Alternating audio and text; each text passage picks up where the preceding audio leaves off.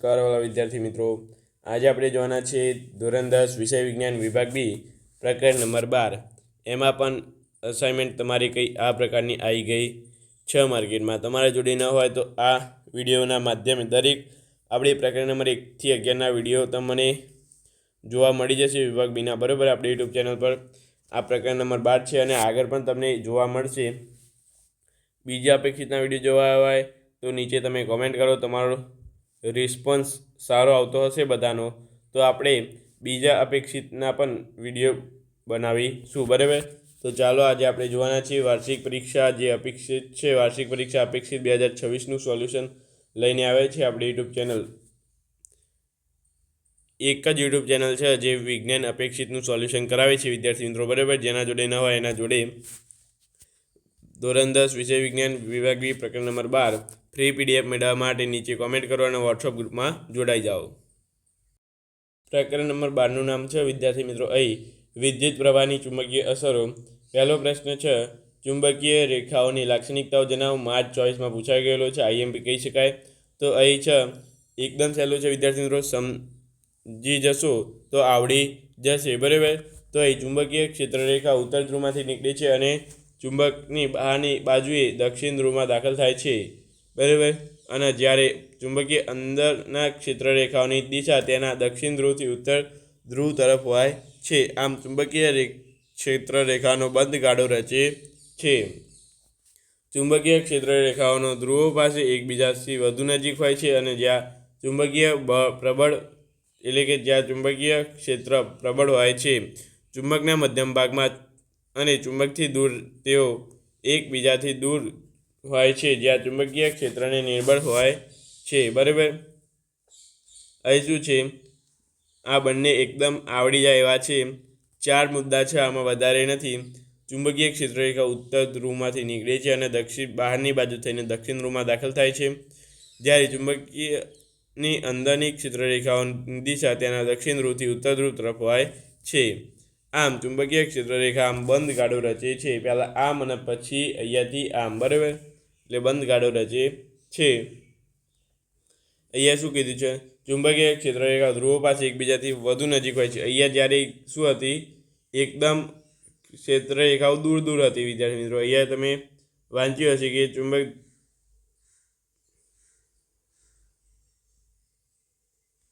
અહીંયા જ આવશે અંદર, બરાબર. આ રે દૂર દૂર જુઓ કે એકબીજાની વધુ નજીક હોય છે જ્યાં ચુંબકીય ક્ષેત્રરેખા પ્રબળ હોય છે અને દૂર હોય એટલે વિદ્યાર્થી મિત્રો છૂટી હોય ત્યાં ચુંબકીય ક્ષેત્રરેખા નિર્બળ હોય, બરાબર.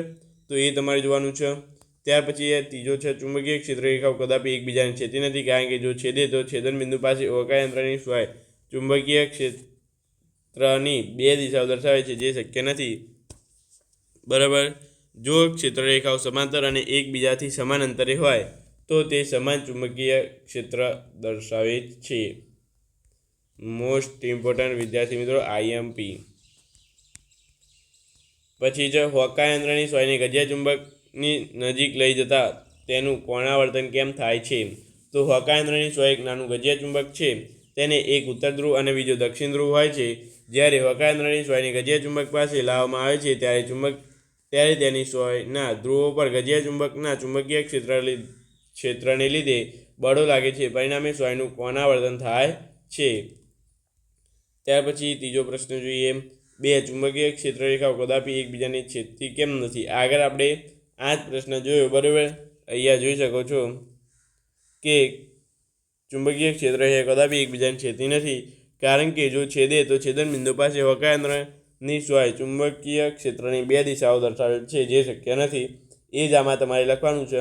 અહીંયા વિસ્તૃતમાં આપેલું છે, બરાબર.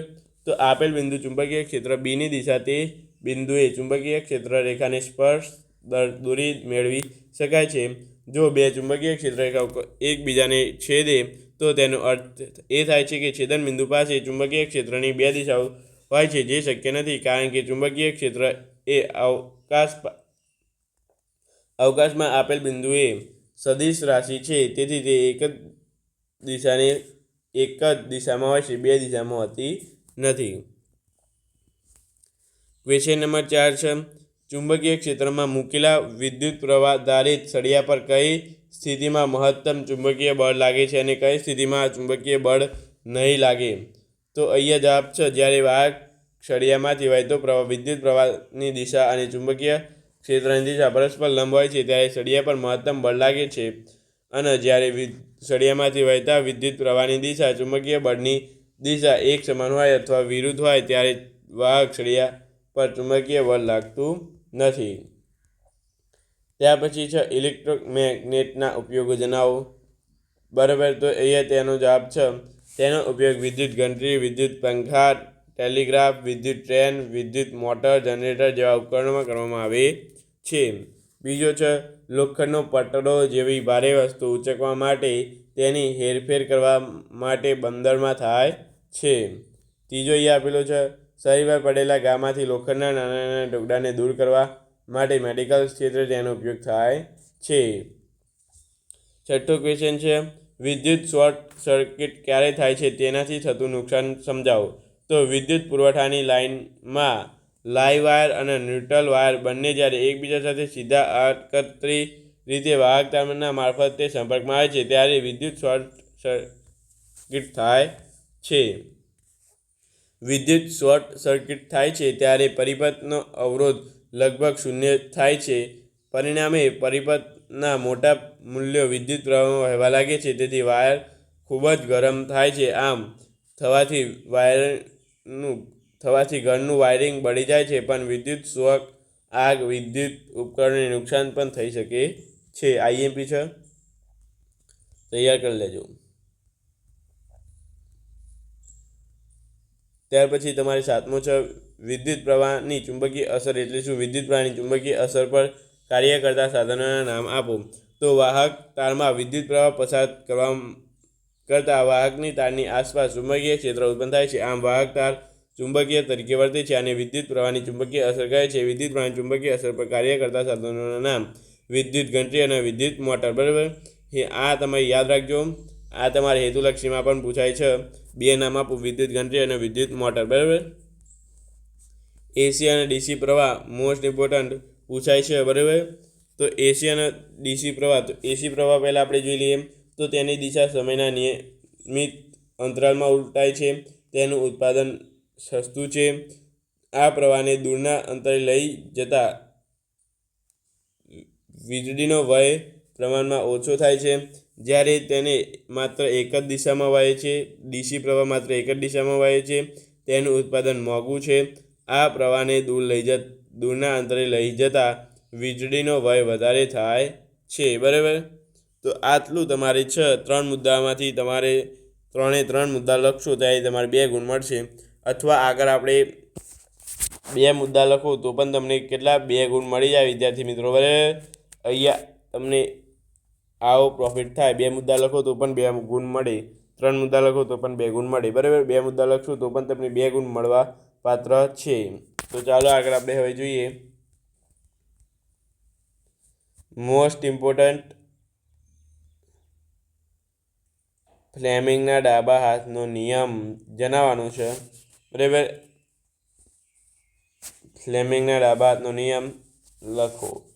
આપણે એ જ કહે છે અહીંયા. બરાબર, ટૂંકમાં આપણે કહી દઈએ ફ્લેમિંગના ડાબા હાથનો નિયમ. તો તમારે અહીંયા છે ફ્લેમિંગના ડાબા હાથના નિયમ. તમારા હાથના અંગૂઠો, પ્રથમ આંગળી અને વચ્ચેની આંગળી આ ત્રણેય એવી રીતે પસાર કરો કે જેથી તેઓ ચુંબકીય પરસ્પર લંબ રહે. જો પ્રથમ આંગળી ચુંબકીય ક્ષેત્રની દિશામાં હોય અને વચ્ચેની આંગળી વિદ્યુત પ્રવાહની દિશામાં હોય તો અંગૂઠાની દિશા વાહક પર લાગતા બળની દિશા અથવા વાહકના ગતિની દિશામાં દર્શાવે છે. બરાબર, એની અહીંયા તમને આકૃતિ દોરીને તમને અહીંયા આપેલી છે વિદ્યાર્થી મિત્રો.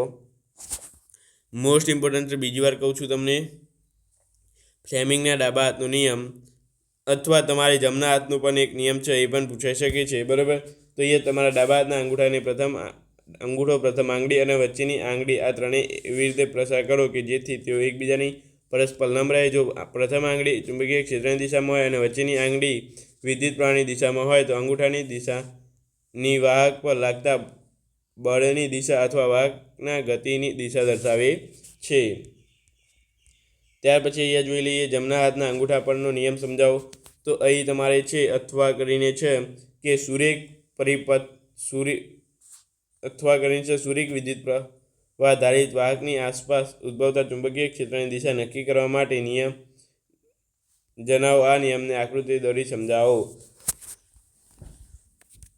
100% વિદ્યાર્થી મિત્રો તમારે બોર્ડની પરીક્ષામાં કે દ્વિતીય પરીક્ષામાં આ પ્રશ્ન કાં તો આ પ્રશ્નમાંથી કોઈ પણ એક પ્રશ્ન હેતુલક્ષીમાં પૂછાય 1 માર્ક્સમાં, એટલે કે ગમે તે હેતુલક્ષીમાં પૂછાય, બરાબર. હેતુલક્ષીમાં પૂછાય, 2 માર્ક્સમાં પૂછાય, બરાબર. આટલામાં તો પૂછાશે, 1 માર્ક્સમાં પૂછાય કાં તો 2 માર્ક્સમાં પૂછાય. બંને પ્રશ્નમાંથી એક પ્રશ્ન 100% ગેરંટી સાથે પૂછાશે. આખા પેપરમાં હશે, બરાબર. જમણા હાથના અંગૂઠાનો નિયમ તમારે સમજાવો. તો અહીં છે, કલ્પના કરો કે તેમના જમણા હાથમાં વિદ્યુત પ્રવાહ આધારિત સુરેખ વાહકને એવી રીતે પકડો છો જેથી અંગૂઠાનો વિદ્યુત પ્રવાહની દિશાનું સૂચન કરે છે. ત્યારે જમણા હાથની આંગળી વાહકની આસપાસ ચુંબકીય ક્ષેત્ર રેખાની દિશામાં ઉલટાવેલી છે, બરાબર. તો આ રીતે તમારી આકૃતિ છે, બરાબર.